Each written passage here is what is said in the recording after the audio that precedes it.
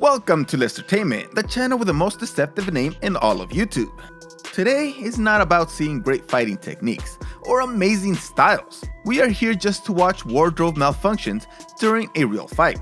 Come on, you know you have always wondered how many times it has happened, and I am here to say that it's not that many times. I struggle to find these 10, but I am sure that there are more in the more obscure fighting promotions. It kinda just sucks for everyone when this happens. The fighters lose some of their dignity, the UFC gets attacked, and the maker of the clothing gets a terrible reputation. But forget that for now, and let's just take a look at how weird some of these malfunctions can be. If you happen to enjoy this video, please give it a like and subscribe down below. And make sure to click on the little bell and turn on the post notifications. Let's get this weird video started.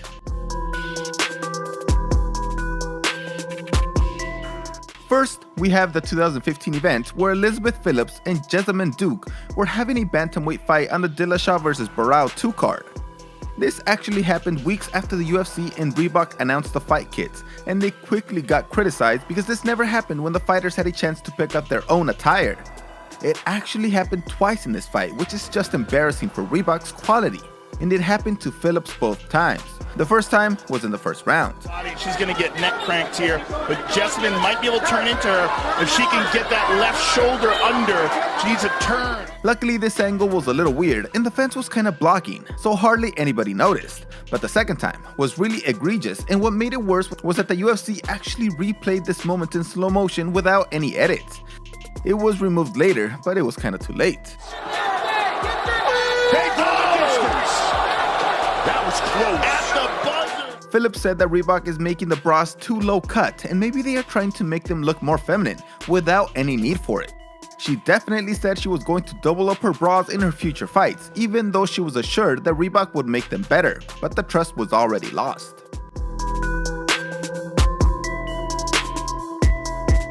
So this is one of the tamest on this list, but it's a really weird one because most fighters use compression shorts under their gear, but Alexis Davis decided to go out there with a thong in her fight against Shayna Baszler. Hand on the face on the elbow bag. Anywhere she get, that's what I mean. Can she get through it?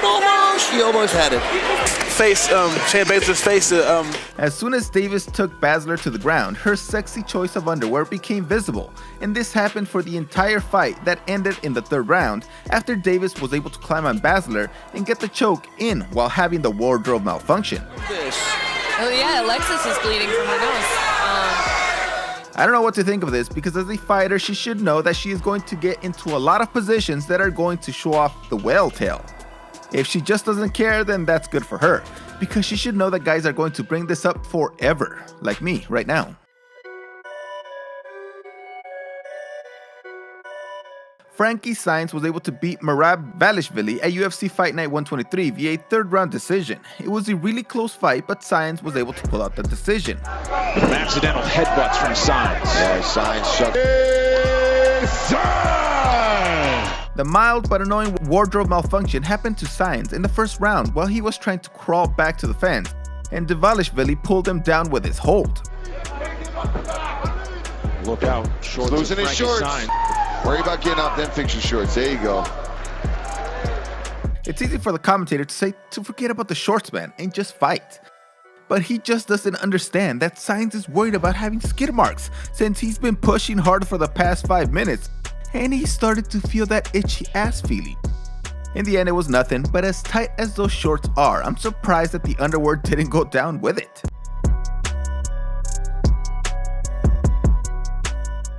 The bras from Reebok are low cut, but then you have these from the fight in the V3 fight. 13 pounds. She has a record of 1 win and 2 losses. 13 pounds. She has a record of 1 win and 1 loss. This is the fight between Rebecca Rottenberry and Deshima Rodriguez that didn't take long to expose the bra's fault when Rodriguez took and slammed Rottenberry onto the canvas in the first round. But the weirdest thing happened. Right. Oh, look at that beautiful takedown by Rodriguez. That was picture perfect. Look at her foot's caught. She got it. Uh-oh. Oh, she got it, okay. Uh-oh. How does that happen? Rottenberry's foot somehow got caught on the back of her bra and just ripped it off.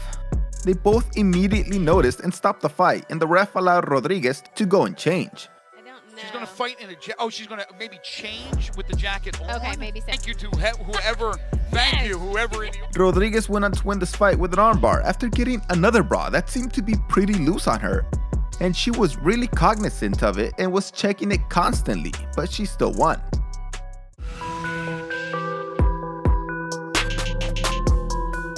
Again with Reebok and the UFC, they failed the women in the sport because at UFC Fight Night 86, Marina Moroz was taking on Christina Stanciu when Stanciu exposed Moroz. Nice combination there from Moroz. Okay? It's fine. Of course, it was a complete accident, and as you can see, Stanciu immediately stopped in complete shock because she exposed her completely. These bras do appear to have more coverage than the earlier models, but there is not much you can do when they are pulled down like this. Moroz went on to win this fight via unanimous decision.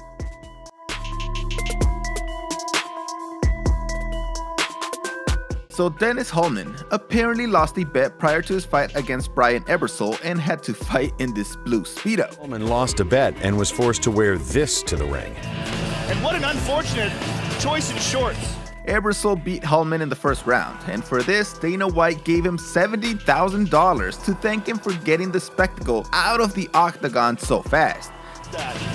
Brian Ebersol wasn't amused.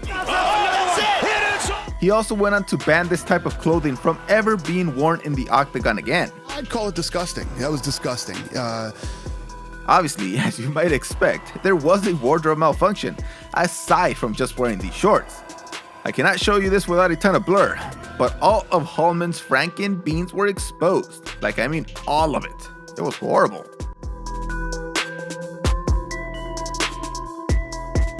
Angela Magaña had posted naked pictures of herself online in the past, and during her preliminary fight at UFC 218, she suffered a wardrobe malfunction when she was fighting against Amanda Cooper. Technical is just muscle and just getting crazy. She was completely exposed, and the ref paused the fight in order to allow her to fix herself up, since everybody could see her.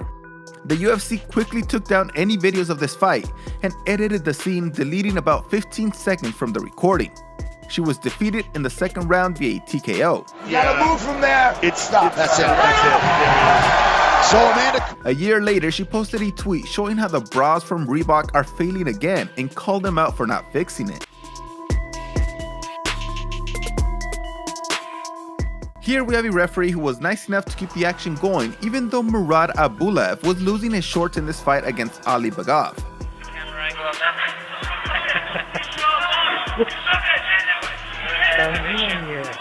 Those people sitting on the other side almost got a look at the full moon. Luckily, the ref was on top of it, pulling up those shorts even though they slipped down 3 times. Murad ended up winning the fight, showing that you can fight with half your ass hanging out with no problem.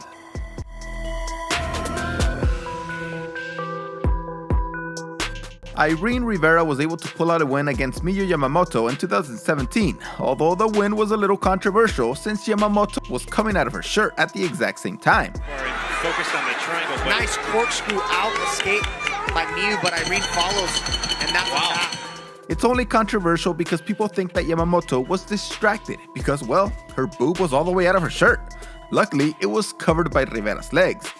The armbar seemed to be pretty deep in there, and the ref saw the tap and stopped the fight.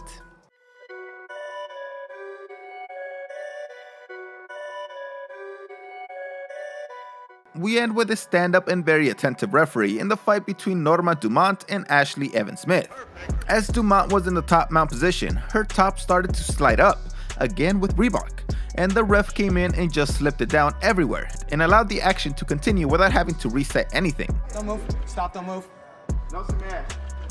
Ready? Dumont ended up winning the fight in the end, almost getting a knockout win as she put down Smith in the closing seconds of the last round, but it ended up with a lopsided unanimous decision victory.